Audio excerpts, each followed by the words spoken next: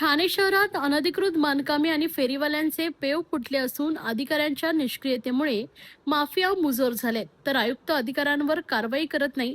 ही गंभीर समस्या येत्या पावसाळी अधिवेशनात ऐरणीवर आणणार असल्याची माहिती आमदार संजय केळकर यांनी दिली आहे. भाजपच्या खोपट येथील कार्यालयात आयोजित 108व्या जनसेवकाचा जनसंवाद या कार्यक्रमात माध्यमांशी बोलताना आमदार संजय केळकर यांनी ही माहिती दिली आहे. ठाणे शहरात अनधिकृत बांधकामांचे पेव फुटले असून सर्व प्रभागात मोठ्या प्रमाणात ही बांधकामे सुरू आहेत. यामुळे उपलब्ध सोयी सुविधांवर ताण पडून सर्वसामान्य नागरिक आणि महापालिकेची देखील आर्थिक फसवणूक होत असते. दुसरीकडे अनधिकृत फेरीवाले देखील पदपथ आणि रस्ते व्यापून व्यवसाय करतायत. या व्यवसायातून कोट्यवधींच्या हप्त्यांची उलाढाल होत असते. या दोन्ही समस्यांनी करदाते ठाणेकर त्रस्त असून याबाबतच्या तक्रारीनंतरही महापालिका अधिकारी कारवाई करत नसल्याने शहरात माफिया मुजोर झालेत, तर आयुक्त या अधिकाऱ्यांवर कारवाई करत नाही. या समस्यांबाबत ठाणेकरांमध्ये असंतोष असून हे मुद्दे येत्या पावसाळी अधिवेशनात उपस्थित करून राज्य शासनाला यात हस्तक्षेप करण्यास भाग पाडणार असल्याची माहिती केळकर यांनी दिली. 108व्या जनसंवाद उपक्रमामध्ये नेहमीप्रमाणे विविध ठिकाणची अडलेली नडलेली रहिवासी आणि नागरिक या ठिकाणी आले होते. त्याच्यामध्ये ज्यांची विषय जे आहेत ते मार्गी लागले ते देखील धन्यवाद देण्यासाठी आले होते. त्याच्यातला अत्यंत महत्त्वाचा विषय जो होता तो SRA प्रकल्प जे ऑनगोईंग आहे त्याला क्लस्टरमध्ये घेतलं गेलं होतं आणि काही केल्या सदरचं डिपार्टमेंट जे आहे ते कुठल्या तरी बाह्य शक्तीच्या दबावामुळे ते दोन्ही SRA प्रकल्प जे आहेत ते क्लस्टरमधनं बाहेर पडत नव्हते आणि त्याच्यामुळे हाय पॉवर कमिटीच्या माध्यमातून ते त्यांना मोकळं करायला लागतं क्लस्टरच्या मधनं आणि मग ते त्यांचा SRA करू शकतात. तर त्याच्यासंबंधी हाय पॉवर कमिटीशी मी बोललो आणि 2 दिवसामध्ये त्यांना हे दोन्ही प्रकल्प जे आहेत ते SRA क्लस्टरच्या मधनं बाहेर पडले आणि त्याच्यामुळे या नागरिकांना फार मोठा दिलासा मिळाला. कारण नाहीतर क्लस्टरच्या याच्यात जर अडकून पडले असते तर पुढची 20-25 वर्षे त्यांना काहीच कुठलीही डेव्हलपमेंट करता आली नसती आणि त्याच्यामुळे त्यांनी या संबंधात धन्यवाद दिले. महापालिकेचं देखील फायलेरिया विभाग जो आहे या फायलेरिया विभागामधल्या जे म्हणून त्या ठिकाणी स्वच्छतेचं काम करतात म्हणजे जे घाणीत काम करतात तो सफाई कामगार ही जी व्याख्या आहे शासनाची तर त्याच्याप्रमाणे त्यांना वारसा हक्क मिळाला पाहिजे.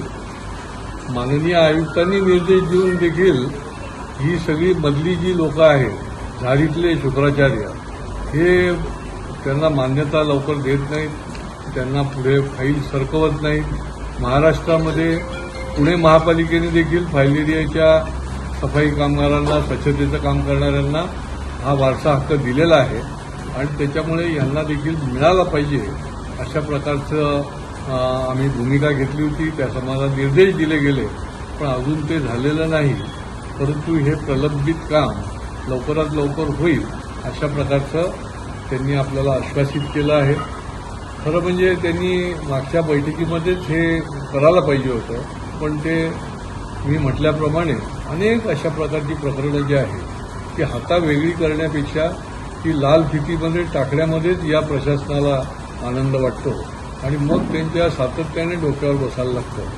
पण या जनसंवाद कार्यक्रमाचा हेच उपयोग आहे की शुक्रवारी नाही केलं तर सोमवारी परत मंडळी ते येते आणि सोमवारी नाही केलं तर परत शुक्रवारी येते आणि त्यामुळे आपोआप त्याचा पाठपुरावा होतो आणि काम होतं. पाण्याचा प्रॉब्लेम जो आहे तो मागच्या वेळेला तर जवळजवळ 10 सोसायट्यांचे प्रतिनिधी आले होते. आज देखील रुस्तमजीचे प्रतिनिधी या ठिकाणी आले होते. रुस्तमजी ही फार मोठी सोसायटी आहे आणि त्याच्यामध्ये शेकडो फ्लॅटधारक आहेत आणि त्या ठिकाणी देखील पाण्याचा फार मोठा प्रॉब्लेम होतो. टँकरही मिळत नाही आणि पाणीही मिळत नाही. तर त्या संबंधामध्ये देखील आम्ही उपायुक्ताच्या बरोबर त्यांची मीटिंग जी आहे ती आयोजित केलेली आहे. फसवणुकीचे अनेक विषय जे आहेत, नोकरी केली 30 वर्ष काम केलं, मालक जो आहे तो त्यांना पैसे देत नाही.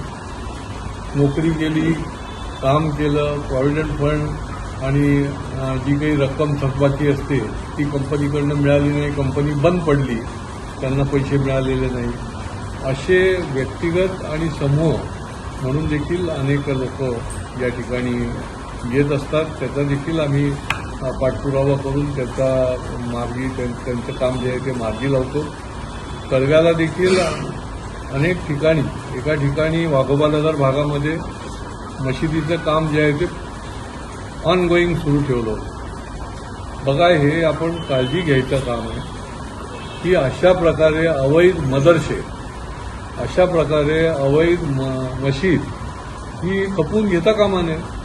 वेळच्या वेळी जर त्या ठिकाणी कारवाई केली तर हे पूर्णपणे उभी राहत नाही आणि तिथे मग कायदा आणि सुव्यवस्थेचा प्रश्न निर्माण होतो आणि त्याच्यामुळे आम्ही वेळीच ते निदर्शनास आणल्यामुळे त्या ठिकाणी ते काम जे आहे ते थांबवलं गेलं, त्या ठिकाणी कारवाई केली गेली आणि तिथलेही नागरिक जे आहेत ते या जनसंवादमध्ये येऊन सांगून गेले की ते पूर्णच कारवाई करायला सांगा. त्यांनी जरी कारवाई केलेली असली तरी पूर्ण कारवाई झाली तर त्याचा निश्चितपणे तिथल्या नागरिकांना दिलासा मिळेल. असे विविध विषय जे आहेत ते आज देखील लोकांनी या ठिकाणी आणले होते आणि जो अडेल नडेल, जो अडचणीत आहे त्याला दिलासा देण्याचा, त्याला आधार देण्याचं काम या जनसंवाद उपक्रमामधलं आम्ही सगळी मंडळी, मी आणि माझे सर्व सहकारी हे यापुढे देखील करत राहणार. हाय खुशी। हाय निकिता। तूने आफ्टर 12 कौन सी स्ट्रीम में एडमिशन लिया है? मुझे हेल्थ केयर फील्ड में करियर तो बनाना है, लेकिन मुझे समझ में नहीं आ रहा मैं कौन सा कोर्स लूँ। खुशी, अभिनव इंस्टीट्यूट का GNM नर्सिंग कोर्स परफेक्ट है। ये महाराष्ट्र नर्सिंग काउंसिल एफिलिएटेड है। सिर्फ थ्योरी है या प्रैक्टिकल भी है? यहाँ 70% प्रैक्टिकल और 30% थ्योरी है, मतलब रियल हॉस्पिटल लर्निंग। हम दोनों को प्लेसमेंट भी मिलेगा ना? बिल्कुल 100% job placement support, experienced faculties और डेडिकेटेड प्लेसमेंट टीम। क्या हम उसके बाद गवर्नमेंट जॉब के लिए अप्लाई कर सकते हैं? ऑफ कोर्स, और इंडिया और अब्रॉड दोनों जगह ह्यूज डिमांड है एक्सपर्ट्स की। Wow, sounds like a plan. हाँ, अब फ्यूचर सेफ लग रहा है। Admissions open, limited seats, free career counselling के लिए अभी अप्लाई करो at Abhinav Institute।